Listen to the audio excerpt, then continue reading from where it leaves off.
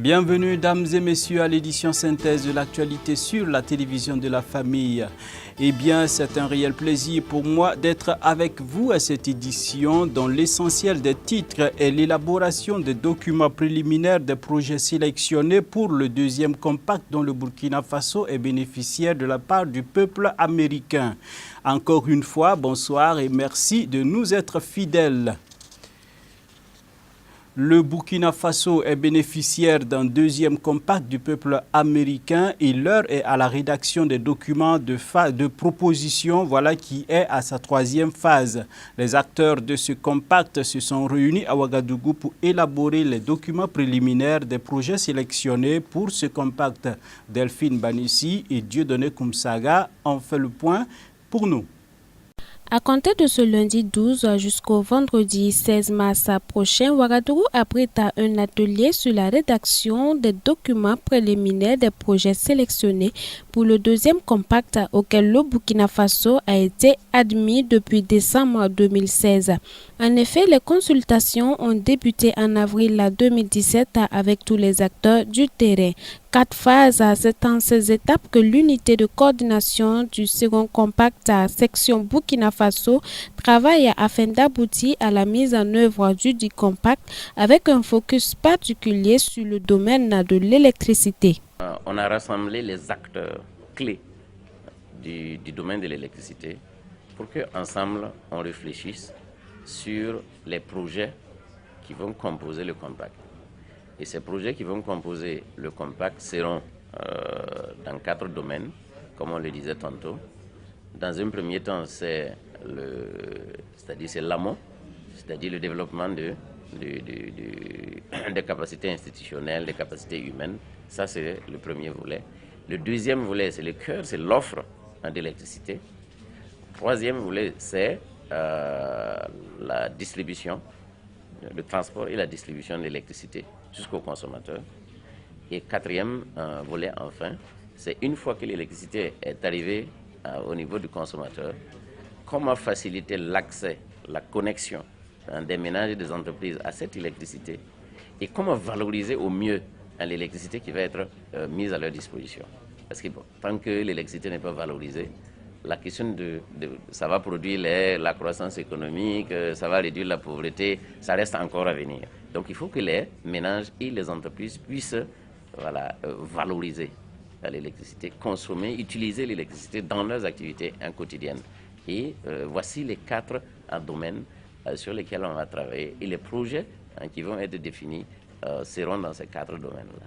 Faut noter que l'ouverture de cet atelier marqua officiellement la troisième phase. Cependant, des difficultés, il y en a eu au cours des phases précédentes. D'avril à août 2017, au cours de la première phase, nous avons mené ensemble l'analyse des contraintes à l'investissement privé et à la croissance économique, où 2 contraintes majeures ont été identifiées.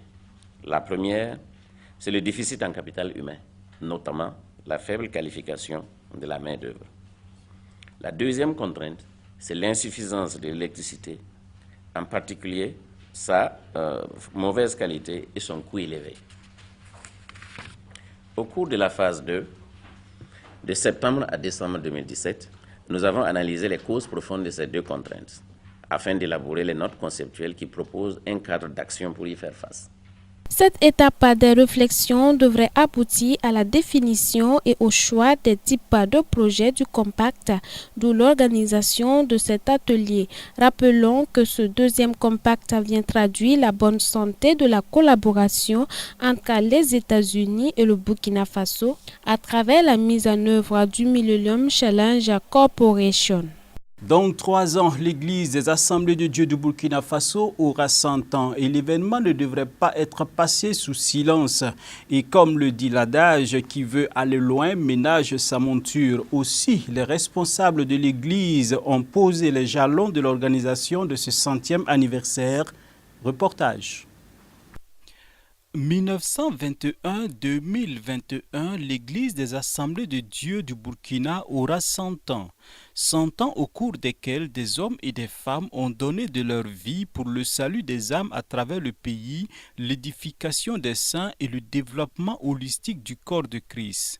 À 3 ans de ce centenaire, les responsables ecclésiastiques avec à leur tête le Conseil général des Assemblées de Dieu entendent marquer d'une pierre blanche cette célébration à travers des processions dans tout le pays. Déjà, c'est faire un état de lieu.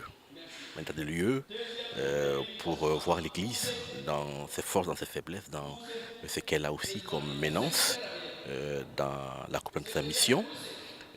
C'est aussi pouvoir faire une célébration de reconnaissance à l'égard de tous ceux qui ont contribué à la vie de l'Église et aussi pouvoir dire un grand merci à Dieu qui, durant ces 100 ans, a été un Dieu formidable, un Dieu présent, un Dieu qui a guidé, qui a pardonné, qui a aidé, et aussi avoir un regard sur demain. Qu'est-ce que nous faisons de demain, au regard des enjeux actuels, au regard de l'évolution des valeurs, et au regard aussi des grands défis qu'il y a par rapport à notre responsabilité vis-à-vis d'autrui.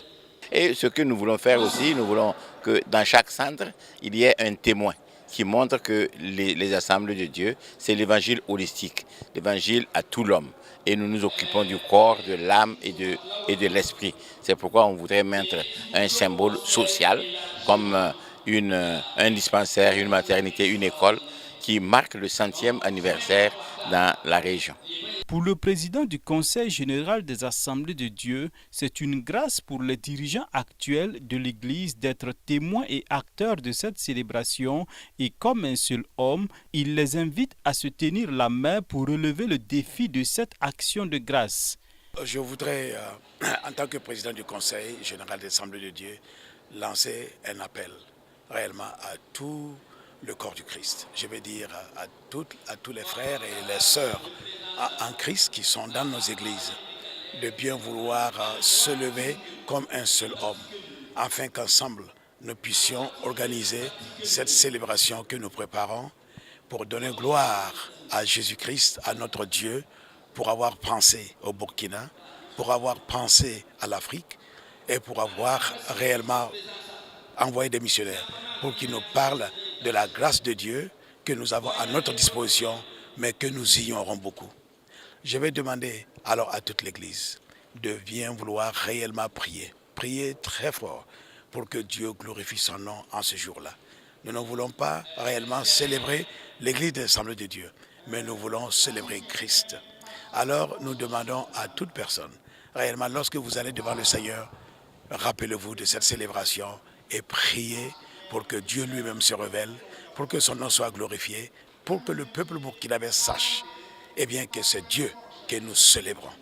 Alors je vous invite tous à prendre part, que ce soit dans les provinces, que ce soit dans votre église locale, que ce soit au niveau national, à Ouagadougou ici, préparez-vous. Piloté par le pasteur Samuel Yaméougo, le comité d'organisation du centenaire est une équipe forte de 9 membres qui s'évertuera dans les jours à venir à l'installation des comités régionaux et locaux à travers le pays pour une meilleure organisation. Et hors de chez nous, et nous faisons escale aux États-Unis où un hélicoptère de tourisme s'est écrasé en pleine eau et en Nouvelle-Guinée où un séisme a fait plus de 100 morts. Ce sont les premières images de la zone montagneuse frappée par un violent séisme il y a 11 jours en Papouasie-Nouvelle-Guinée. Le tremblement de terre d'une magnitude de 7,5 avait été suivi par de fortes secousses entraînant des glissements de terrain et dévastant des villages dans la province d'Enga. Dans cette zone très difficile d'accès, le bilan des victimes vient seulement d'être annoncé par les autorités. Il serait de plus de 100 morts et de milliers de blessés. Les routes et les ponts ayant été endommagés ou totalement détruits, l'aide aux sinistrés arrive au compte-gouttes. L'Australie et la Nouvelle-Zélande ont envoyé des hélicoptères et des blessés ont été évacués.